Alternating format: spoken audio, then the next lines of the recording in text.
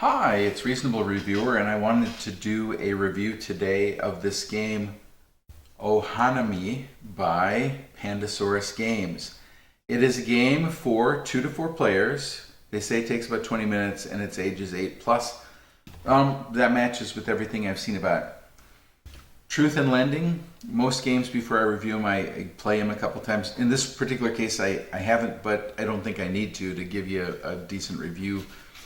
It's relatively straightforward. So here's the scoring pad, the rules I just took out here. And it essentially has a set of cards. They're beautifully done oriental style watercolors. And they go from 1 all the way up to 120. Right? And you'll notice that there's different kinds of cards that they have in them.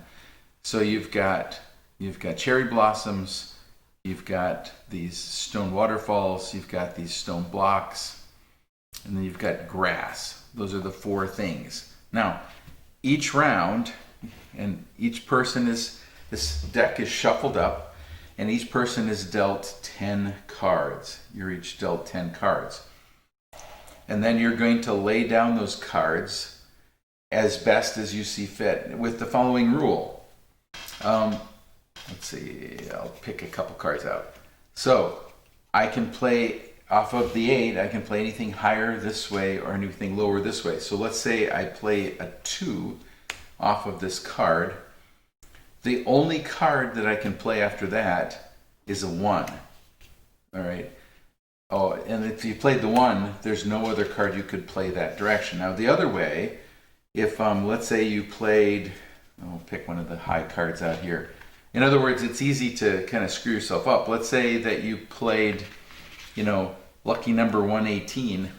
It turns out there's only 2 other cards in the whole deck that you could play the other direction. So you go all the way around, and the people lay down their cards. Now you can see what happens, right? So the first set of strategy is figuring out where you want to place your cards, because there's 3 rounds. There's 3 rounds you play. Now, in each round, different things are scored. In the first round, the only thing scored are your water cards. The only thing scored are your water cards. And then you get 3 points for every water card you have. In the second round, you score the water cards. So those are still scored. So the things you scored in the first round and the second round, they'll also be scored. But if you have put down additional water cards, you have those, plus the grass. And then in the third round, you do the water, the grass, and the stones. And also, see at the bottom here, there's this track.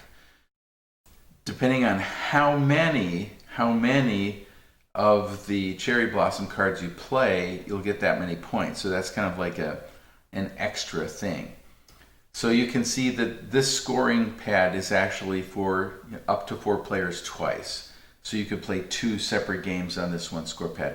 Of course, most of us are going to go ahead and either develop our own, or we're going to scan it and then print out our own. There's not that many, but I'm sure they take that into account nowadays in game design. But it goes up relatively rapidly. So 1 is worth 1 point, 2 is 3, 3 is 6, 4 is 10, and then by the time, if you had, for some way, you possibly had 15, you'd score a massive amount of points. So, the game is beautiful. It's absolutely gorgeous. It's very straightforward. Well, the rules are very straightforward.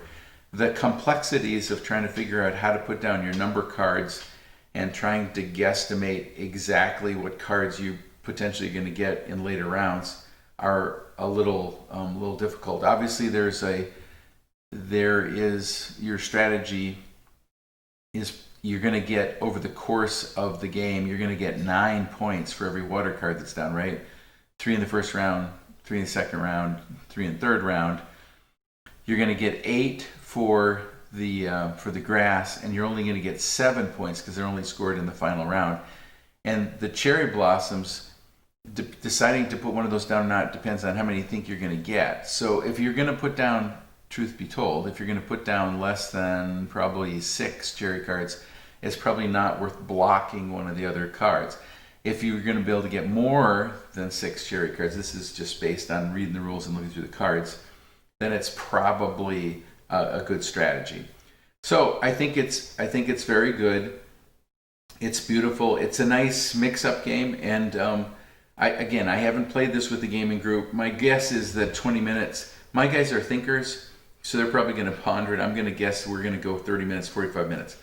But this is something you can play with the whole family. There's nothing offensive in here, and I give it 4 stars.